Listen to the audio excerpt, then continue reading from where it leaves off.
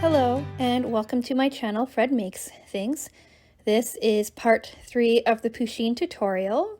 In this tutorial, I'm going to show you how I change rows and how I go about untying knots that creep up.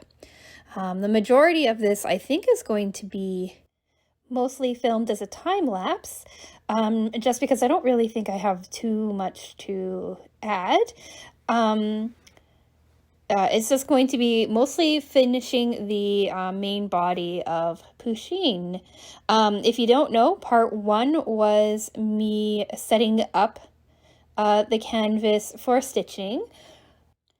Part 2 was how to get started and the general basics of doing a counted cross stitch. And then part 4 is going to be me switching over to new colors, doing Pusheen's ears, and then finishing off the design. So yeah, let's just get started.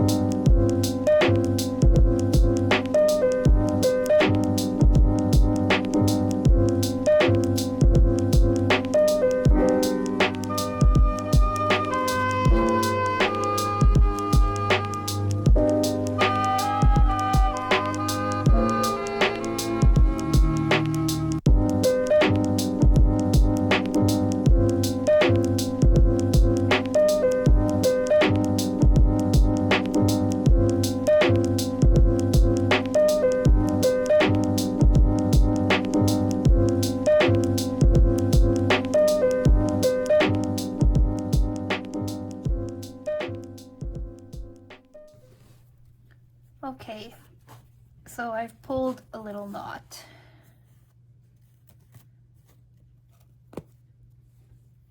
Okay, so what you can do when you've done that is if you take your needle, you should be able to pull straight up to release the knot. So you stick your needle into the loop, pull straight up until the knot's at the very end, and then you should be able to pull up all the, oh shoot, I broke it. Darn. Okay, I broke it, so that's not a good way to show you. Instead of trying to rethread my needle and go back over, what I'm just going to do is pretend like I'm starting a new one. Grab that and grab this. Where am I? Here. So we're going to combine these two tails.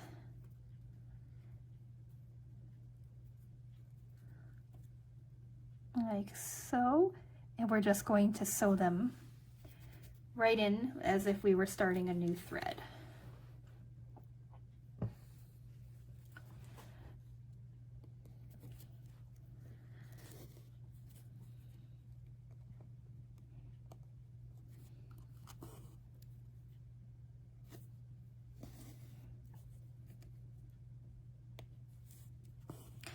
That's one of the reasons why you should let your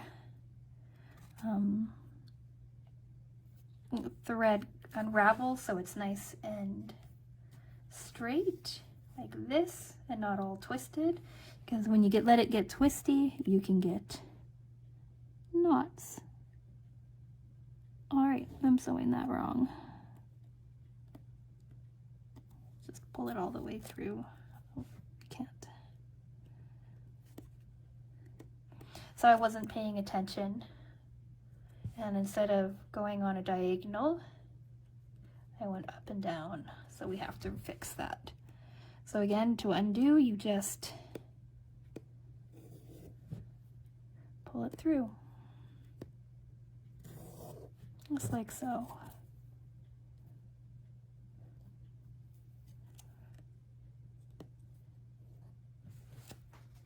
Okay. It also looks like I skipped a stitch. So I'm going to do that, and then I'm just going to go back over the stitch I skipped.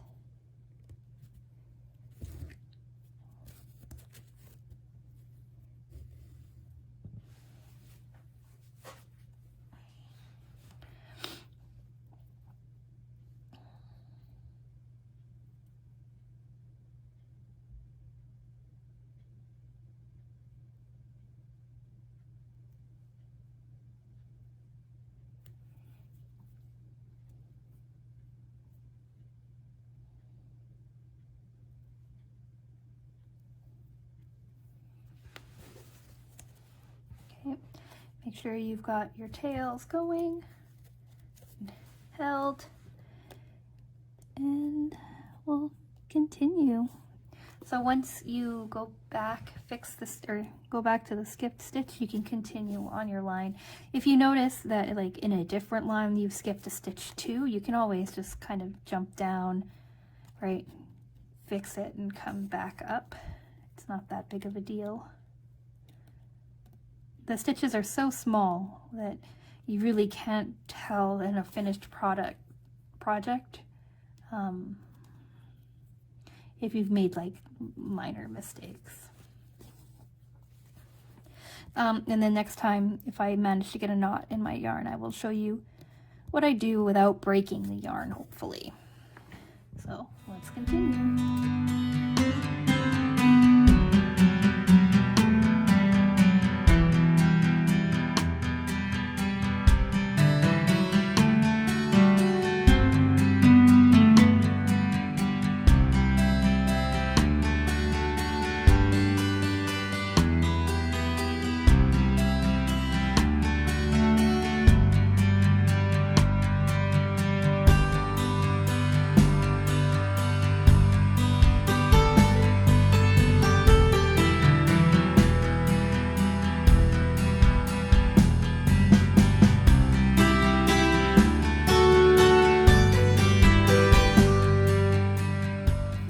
Looks like we have another knot, maybe?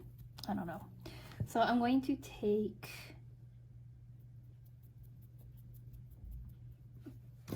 I don't know where my other needle is, just 1 second. All right, so to avoid snapping the thread like I did last time, I'm taking a needle pin thing, and I'm going to gently pull this loose. Now, if it's just like a knot from being overly tight like this is, you should be able to pull it straight like so, and then maybe unwind it a couple of times just so that your thread becomes straight and not taut. And then when you pull through, okay,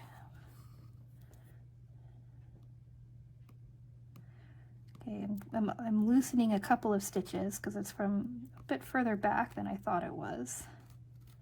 So loosening a couple of stitches.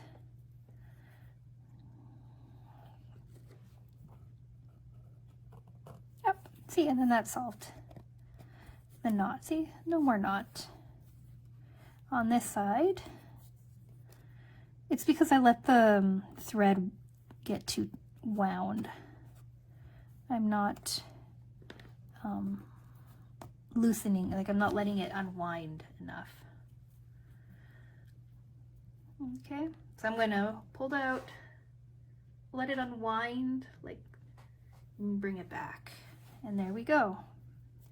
Good as new. And we will continue.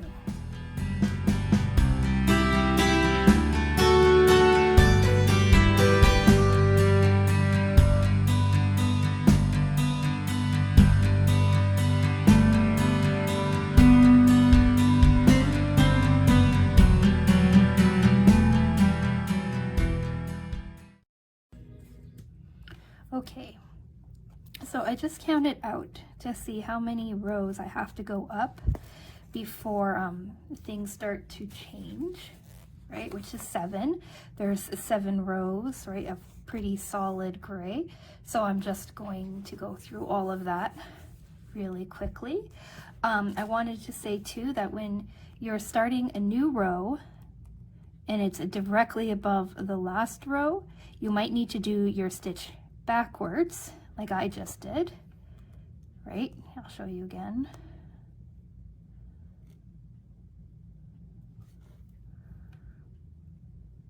Oops. Oh no, I'm ruining things.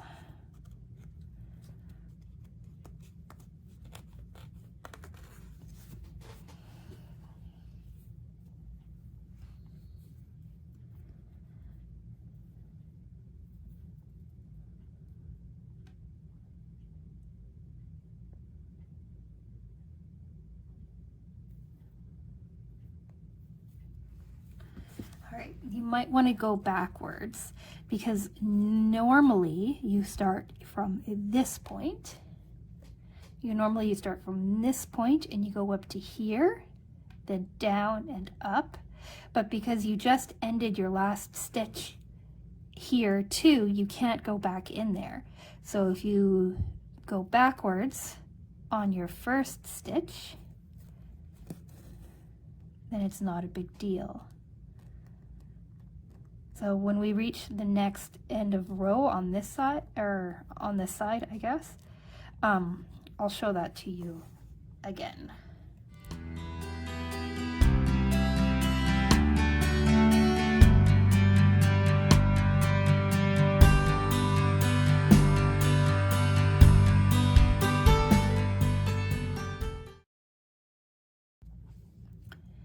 So the key when you, oh, did I just break it? I think I just broke it. So the key when you find knots, when you don't notice that you have them, and then you flip it over and there it is, staring you in the face, is to be gentle with it and work slowly.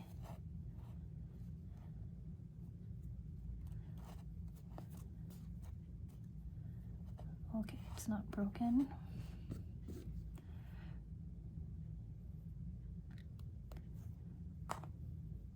And if you use your needle like that, you should be able to break the knot right through the knot, rather. I'm not going to mess with this anymore. I'm just going to end it and start a new thread. You can see that as you get near the end of the thread, it gets really soft and kind of starts to break apart a little bit. It's not as tight, right, as these ones are. So sometimes it's better just to end it and start fresh. Usually, I know this is only my second one, but usually in kits and things, they give you more thread than you need. So you don't have to worry too much about being too conservative with it. And then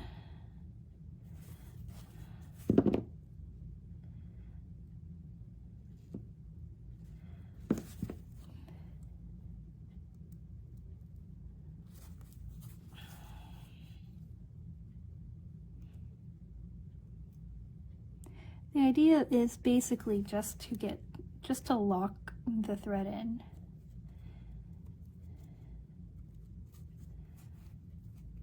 I'm going to push it through to the other side again just because it'll be easier to pull that way.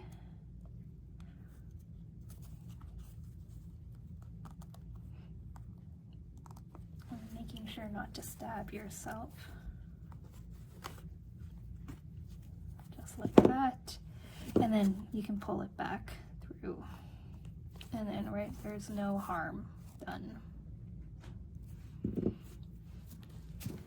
Snip the end and separate 2 more strands.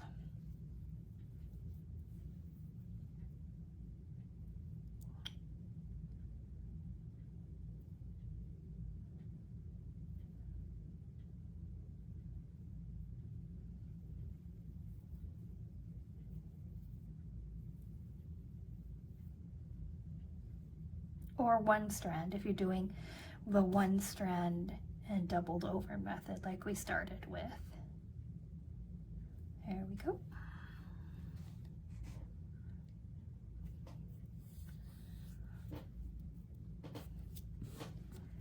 So start your thread.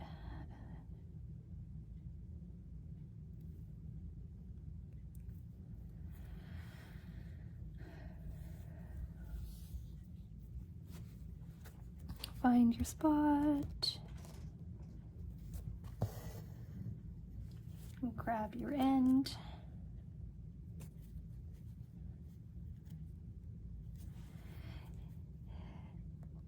And we'll continue. Oops.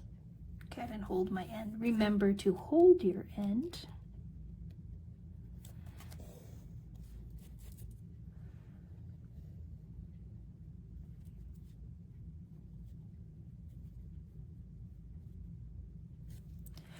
And then continue.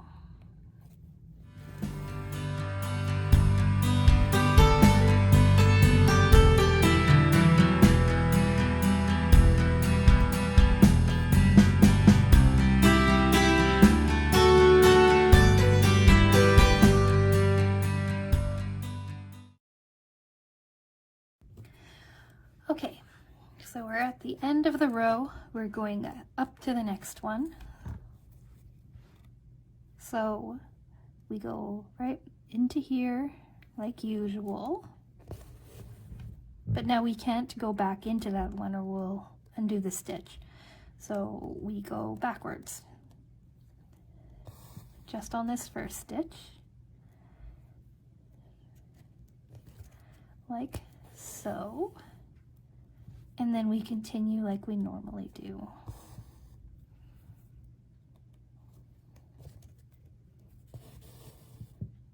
Just like so.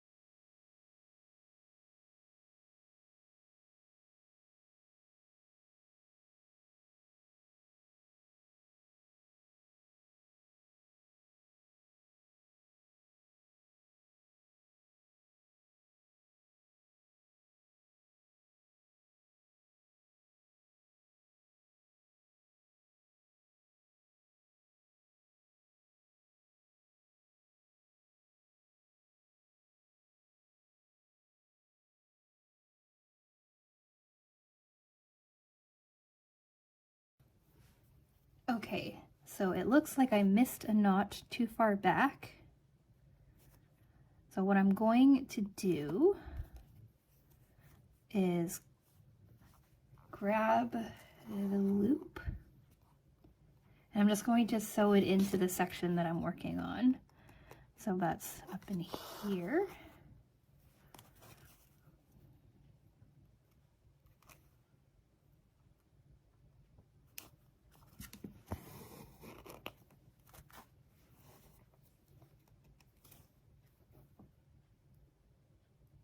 And that's just to make the thread lie flat so that your back is a little tidier.